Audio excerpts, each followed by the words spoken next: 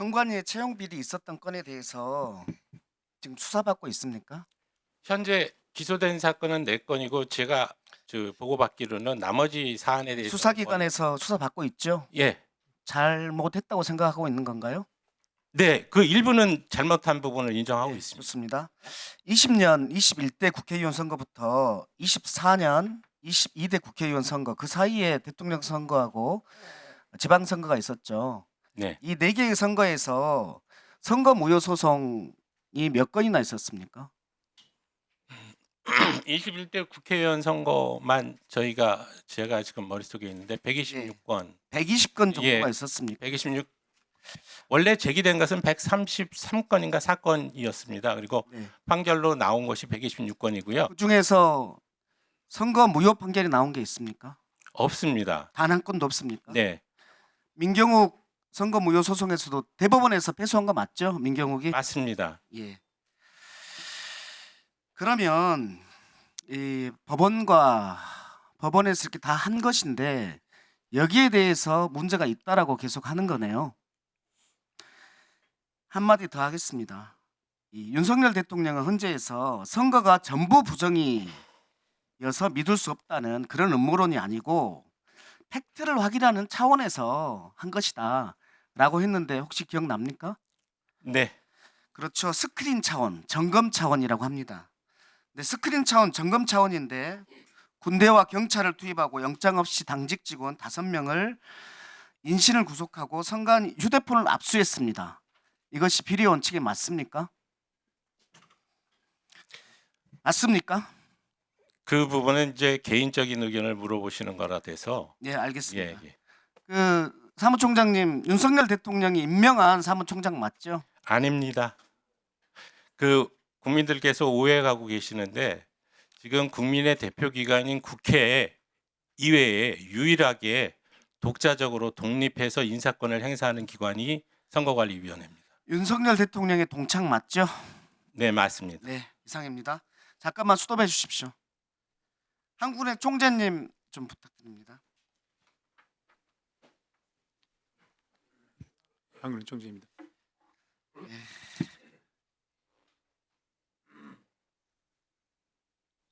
F4 회의 때 부총리가 사표를 내겠다고 했을 때 뭐라고 하셨습니까? 일단 시장을 안정시킨 다음에 결정하는 게 좋겠다고 말씀드렸습니다.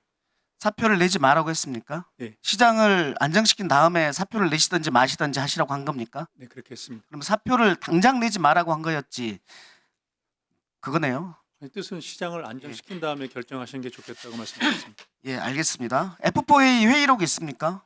회의록은 없습니다. 원래 안 합니까? 예, 비공식 회의입니다. 7시 40분에 회의가 또 있었다고 하는데 이 회의는 뭡니까? 이것도 F4 회의입니까? 그날 새벽에 저희가 7시에. 그러니까 새벽에 구체적인 안을 만들지 못했기 때문에 각자가 각 기관에 돌아가서 구체적인 안을 가지고 7시 다시 만나기로 했었습니다. 그러니까 11시 40분에는 논의만 했지만은 결과를 못 냈고 네, 그리고 7시 다음날 아침에 7시에는 구체적인 안을 가지고 오기로 했습니까? 네 그렇게 했습니다. 어떤 안을 가지고 가셨습니까? 한국은행에서는? 한국은행 경우에는 저희가 그 회의가 끝난 다음에 금통위를 열어서 저희들이 RP 공급을 늘리는 그런 안을 가지고 왔었습니다. 그날 무제한 유동성 공급이라는 네. 보도 자료가 네. 11시 40분에 나왔습니다. F4 회의 그 바로 직후에 나왔는데 네. 이게 오전에 나온 거 7시에 나온 겁니까? 그 전 11시 40분에 나온 11시 겁니까? 40분 그 전에 회의에서 무제한 공급 원칙은 시장이 공표를 하고 무제한 공급 원칙만 발표하고 그 구체적인 것들은 7시에 네, 했다고 가져오기로 보면 했습니다. 됩니까? F4 회의할 때 금융위원장과 금감원장은 계엄에 대해서 뭐라고 하셨습니까? 계엄에 대한 자세한 내용을 얘기할 여력이 없었습니다. 환율하고 금융시장을 어떻게 안정시킬지에 관한 논의를 했었습니다. 그러면 사퇴액이 나왔을 때 네. 한국은행 총재님하고 네. 금융위원장, 금감원장은 사퇴 여부에 대해서 본인들은 그런 얘기 없었습니까? 그때 뭐 저희들이 이런 일이 왜 일어나는지 얘기를 했지만 그 얘기를 하기 좋습니다. 전보다는 네. 총재님, 포고령 보았습니까? 저는 TV에서 통해서 봤습니다. 네. 그 내용이 위헌적이었습니까? 아니었습니까? 제가 이 자리에서 말씀드린 거는 판단할 수 없었습니까? 네? 판단할 수 없었습니까? 제 포고령 자체가 제 의견은 있습니다. 그러나 다만 저는 법사가 아니기 때문에 제 의견을 이 자리에서 말씀드리는 것은 적절치 그게 않습니다. 법률가 수준이어야 되는 그런 판단인가요? 제 의견은 있습니다만 있는 걸로만 말씀드리겠습니다. 그러면 계엄이 경제에 어떠한 심대한 영향을 미칠 것인지에 대해서는 확신하십니까? 예, 그렇기 때문에 저희가 그날 그 회의를 길게 했습니다. 그러면 그 네 분 중에서 이 계엄이 위법이고 이것을 막아야 한다라고 하는 분은 한 분도 안 계셨죠? 그 논의를 하지 않았습니다. 한 분도 안 계셨죠? 그러니까. 그 논의를 하지 않았다고 말씀드렸습니다. 그러니까 거기에서 한 분도 그런 얘기를 안 한 거 아닙니까? 본인들의 판단은 있었고 경제에 심대한 영향이 있을지는 알았지만 계엄에 대해서는 사태에 대해서는 전혀 얘기 안 했다. 사태에 대해서는 여기 각자의 의견이 있습니다만 저희는 그날 회의에 아침에 7시 회의에 대해서도 회의록 없습니까? 없습니다. 똑같이 비공식 회의입니다. 예. F4 회의를 어떻게 봐야 됩니까? 계엄이 성공했으면 이것이 계엄에 동조하는 행위 이렇게 볼 수 있는 거 아닙니까? 저는 그렇게 생각하지 않습니다. 그러시겠죠. 그 지시사항 있잖아요. 네. 근데 세계의 지시사항 알고 계시죠? 지금 알고 있었지만 F4 예비비를 신속히 마련하라라는 지시사항이 있는데 네. 그 총재님 아시기에 예비비를 12월 3일 날 신속히 마련할 방법이 있습니까? F4A를 통해서 마련할 방법은 없습니다.